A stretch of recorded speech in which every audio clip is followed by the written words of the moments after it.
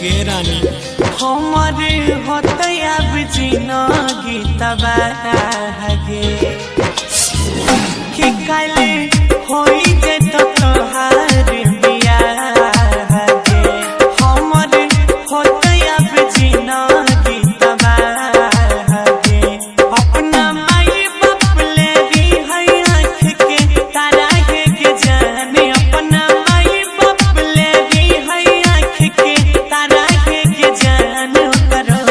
कर देवे तू तबे सा हारा के जान हमें मरबयू हो है तबे सा हारा के जान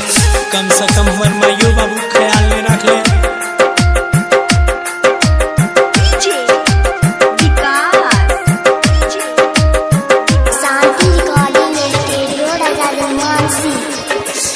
सुन ले रहरी हो तोरे याद में रात भर हम तो जागल घर के बड़का बेटा छी आप सब कहे पागल याद छो आए रहरी हो तोरे याद में जाने रात रात भर जागल घर के बड़का बेटा छी तैयो सब कहे पागल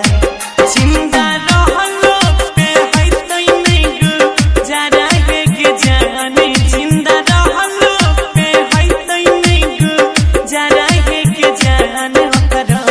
कर देवे तू तबे सा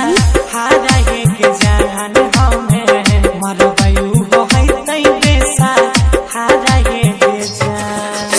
हमरा साथ साथ हमरा परिवारों के बर्बाद करबे।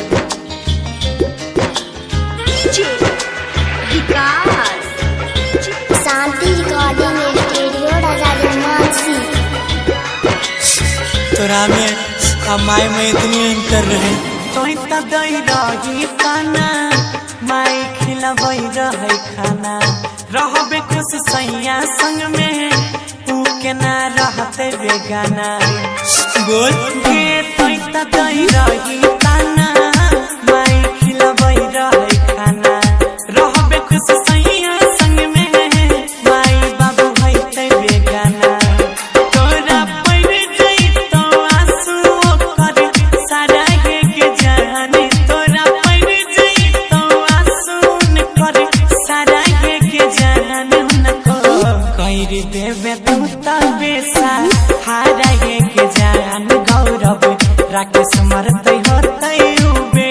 सहारा के जान हमरा माई बाप के कने तू खुश नहीं रह।